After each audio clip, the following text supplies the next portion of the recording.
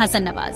ये नाम पाकिस्तानी पॉलिटिक्स में हर जगह गूंजता है, लेकिन असल में हम इस आदमी के बारे में क्या जानते हैं? वो अटकलों, कानाफूसी और अपने 3 बार प्रधानमंत्री रहे पिता नवाज शरीफ के साये में घिरे रहते हैं। उनकी कहानी बहुत बड़े विशेषाधिकार की है, जो आर्थिक गड़बड़ियों के इल्जामों और विवादों से जुड़ी है। कुछ लोग उन्हें एक चतुर बिजनेसमैन मानते हैं, जिन्होंने जमीन से अपना साम्राज्य खड़ा किया। दूसरे उन्हें एलीट क्लास का सिंबल मानते हैं, जो सिस्टम का फायदा उठाते हैं। हसन नवाज एक रहस्य बने हुए हैं। वो ज्यादातर पब्लिक की नजरों से दूर रहते हैं, फिर भी उनका नाम सुर्खियों से दूर नहीं रहता। उनकी कहानी दौलत, पावर और अनसुलझे सवालों का मिश्रण है, जिससे कई लोग सोचते हैं, असली हसन नवाज कौन है? हसन नवाज को समझने के लिए पहले शरीफ खानदान को समझना होगा। पाकिस्तानी पॉलिटिक्स में डूबे परिवार में जन्मे उन्हें एक ऐसी विरासत मिली जो शक्तिशाली भी थी और बोझिल भी।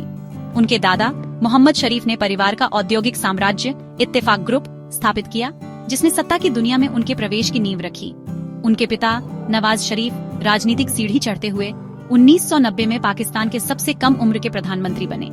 हसन नवाज अपने भाई हुसैन के साथ सत्ता की पेचीदगियों, प्रभाव के आकर्षण और शरीफ नाम के साथ आने वाली उम्मीदों के बोझ को देखते हुए बड़े हुए।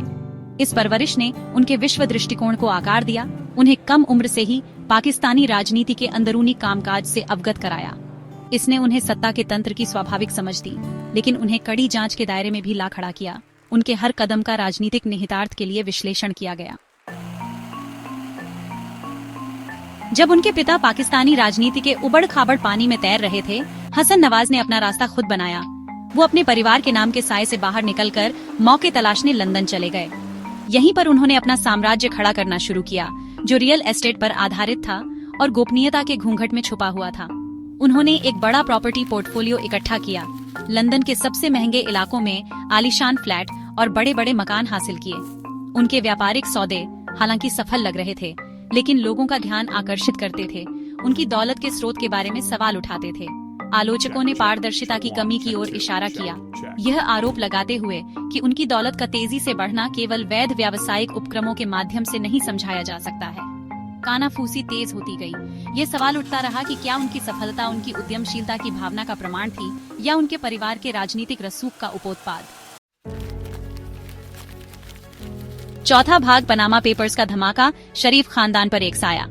साल 2016 अपने साथ एक ऐसी घटना लेकर आया जिसने दुनिया के एलीट तबके की नींव हिला दी, पनामा पेपर्स लीक। वित्तीय दस्तावेजों के इस अभूतपूर्व लीक ने अपतटीय खातों के एक विशाल नेटवर्क का खुलासा किया, जिसका इस्तेमाल अमीर और ताकतवर लोग अपनी संपत्ति को जांच से बचाने के लिए करते थे। इस वैश्विक साजिश के जाल में फंसे नामों में हसन नवाज और उनके भाई हुसैन के नाम भी शामिल थे। दस्तावेजों से पता चला कि वे लंदन की कई ऊंची कीमत वाली संपत्तियों से जुड़ी अपतटीय कंपनियों के मालिक हैं। इस खुलासे ने पाकिस्तान में तहलका मचा दिया। विपक्षी दलों ने इस जानकारी का फायदा उठाया, शरीफ परिवार पर भ्रष्टाचार और मनी लॉन्ड्रिंग का आरोप लगाया।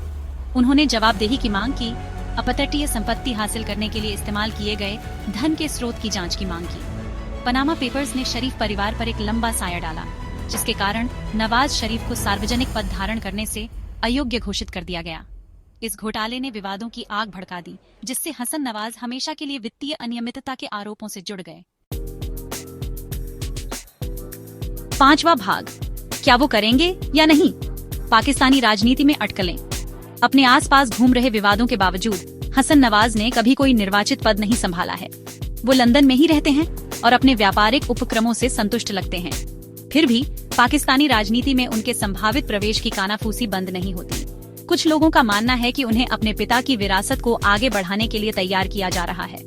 वे उनके वंश, राजनीतिक परिदृश्य की उनकी समझ और पीएमएलएन पार्टी के भीतर उनके बढ़ते प्रभाव की ओर इशारा करते हैं। दूसरे लोग अभी भी संशय में हैं। पाकिस्तानी राजनीति की उथल-पुथल के प्रति उनकी भूख पर सवाल उठाते हैं। उनका तर्क है कि पनामा पेपर्स कांड का बोझ उन्हें एक दायित्व बनाता है, आलोचना का एक केंद्र जो पीएमएलएन की संभावनाओं को नुकसान पहुंचा सकता है। छठा भाग, अनसुलझे सवाल, हसन नवाज और भविष्य। हसन नवाज एक रहस्य बने हुए हैं, एक ऐसा व्यक्ति जो आकर्षण और संदेह दोनों पैदा करता है। वो विरोधाभासों से भरे व्यक्ति हैं, एक सफल बिजनेसमैन जिस पर अनियमितता के आरोप हैं, एक राजनीतिक उत्तराधिकारी जो लाइमलाइट से दूर रहता है। उनका भविष्य उनके वर्तमान की तरह अनिश्चितता के घूंघट में छुपा हुआ है। क्या वे व्यवसाय की दुनिया में बने रहना पसंद करेंगे या वे राजनीति की पुकार पर ध्यान देंगे, उस क्षेत्र में कदम रखेंगे जिसने उनके परिवार की नियति को आकार दिया? केवल समय ही बताएगा कि हसन नवाज के लिए भविष्य क्या लेकर आएगा। लेकिन एक बात पक्की है, उनकी कहानी विशेषाधिकार, विवाद और महत्वाकांक्षा का एक मनोरंजक मिश्रण पाकिस्तानी जनता और उसके बाहर की कल्पना को मोहित करता रहेगा।